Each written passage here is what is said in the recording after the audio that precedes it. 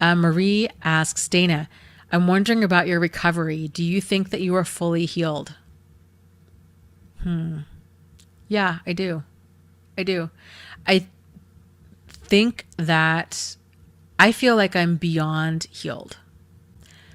After my relationship with Jack, I really thought that healing from that meant not feeling awful.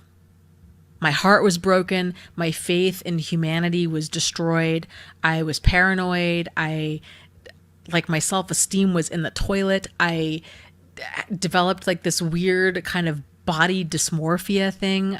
And because I internalized his behavior when I found out he was living a double life, I didn't know why. And so at the tail end, he'd made just a couple of comments. How could I blame him? Basically saying that I was hideous and that you know, I was so awful that it drove him away. And of course, I didn't at that time I didn't know the full extent of it. But just those it just nothing made sense, and I was a mess. I was a mess for a while after that relationship. So when I began to feel back to normal, when I quit feeling paranoid, when I began being okay leaving the house and not feeling depressed or anxious, I thought that was healing. And in part, it was, right? But it was only part of it. The part that I was missing was learning about problematic behavior. It was learning the right lessons, learning all of the right lessons. It wasn't just feeling better emotionally. And that's because I didn't learn what problematic behavior looked like until after Steve, because I thought me getting tangled up with Jack, I just thought that was a fluke. I didn't think it would ever happen again.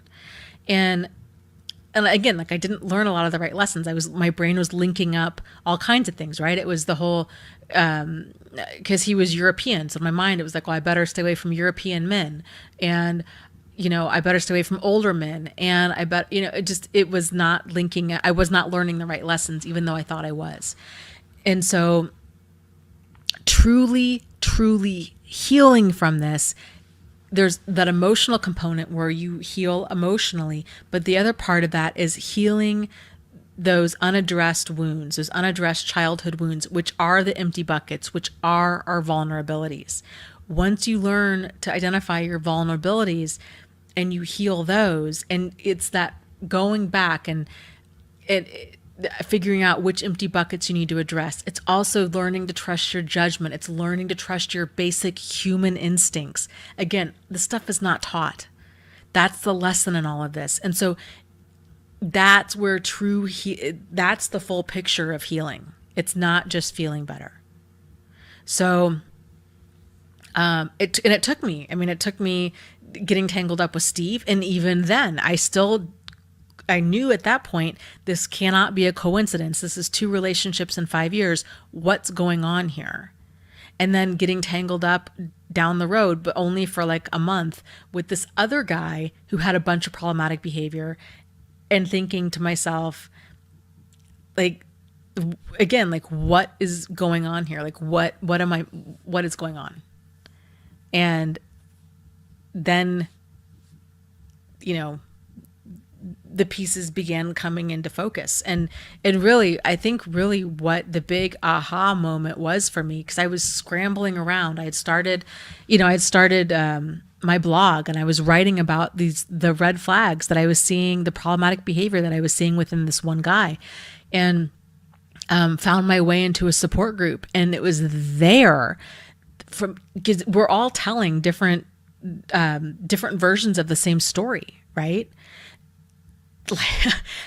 You get into a support group and you hear from like 1,000 other people elements of their story, and it's mind-boggling. It's mind-blowing, because you're like, oh my God, that's what I went through, or that's close to what I went through, or you see it. And then I couldn't deny it. Then it became very, very clear. Like, these are the signs. This is what I was missing.